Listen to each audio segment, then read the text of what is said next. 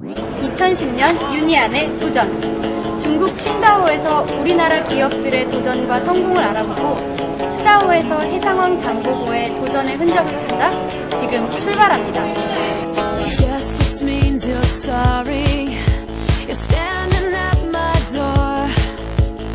중국 산둥반도 남쪽 개방도시 중 하나인 칭다오. 중국 평균 GDP의 2배가 넘는 이곳은 세계적으로도 중요한 무역항입니다. 독일의 식민지였던 칭다오에는 그 흔적이 곳곳에 남아있는데요. 독일의 건축 양식인 빨간 지붕이 그 대표적 예입니다. 총독 관저도 빼놓을 수 없고요.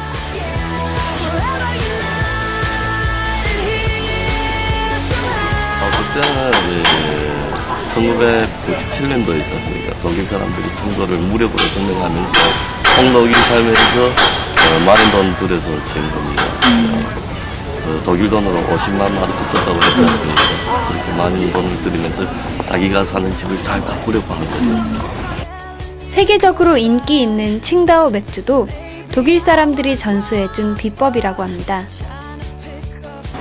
하지만 동시에 지배로부터 벗어나려 했던 흔적이 남아있습니다. 오사광장은 우리나라 3.1운동의 영향을 받아 칭다오의 자치권을 주장하며 학생들이 벌인 운동을 기념하는 곳입니다. 지금은 연을 날리는 평화로운 곳이 됐지만 불꽃 조형물은 당시의 열기를 나타내고 있습니다.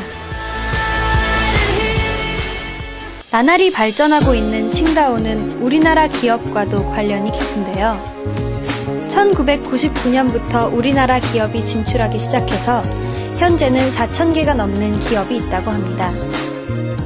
처음 도전을 시작하는 계기는 중국 시장의 잠재력. 그 후 성공적인 정착을 할 수 있었던 첫 번째 비결은 중국에 대한 이해였습니다. 두 번째는 기업의 현지화, 현지인과의 유대 쌓기. 경영진에 중국인을 포함시키고 직원들과 끊임없는 의사소통을 시도했습니다. 마지막 비결은 윈윈 마인드.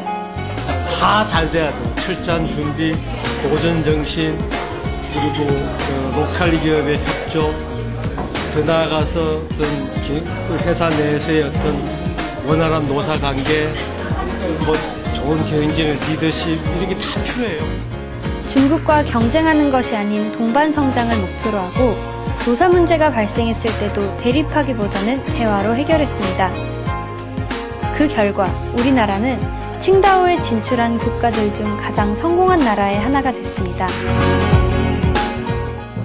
중국에서 찾은 우리의 또 다른 도전, 바로 해상왕 장보고가 남긴 유적인데요. 남북국 시대 신라의 장군이었던 장보고는 신라 외 당을 연결하는 무역 항로를 개척했습니다. 특히 당나라에는 신라인들이 머무는 마을을 만들고 안전한 항해를 기원하는 절을 세웠는데요. 그것이 지금의 스다오에 위치한 적산 법화원입니다. 스님들이 주로 법화경을 읽었다는 데서 유래한 이 절은 세월이 지나며 사라졌다가 1980년대에 복원됐습니다. 중국에는 2명의 바다의 신이 있었는데 장보고의 출현 이후 장보고는 3번째 바다의 신이 되었습니다. 바다의 신답게 그를 모시는 건물도 으리으리한데요. 당시 드높았던 장보고의 기상을 느낄 수 있었습니다.